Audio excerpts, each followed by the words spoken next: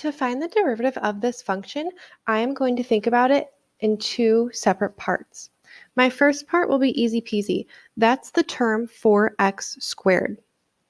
So I have f prime of x, and the derivative of 4x squared is 8x. Now, the next part, I am going to have to use the quotient rule to find the derivative of 2x over 5x plus 1.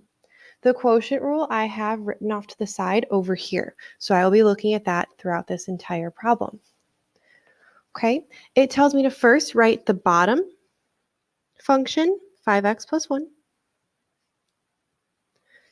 multiply by the derivative of the top. The derivative of 2x is just 2, minus the first function, 2x, multiply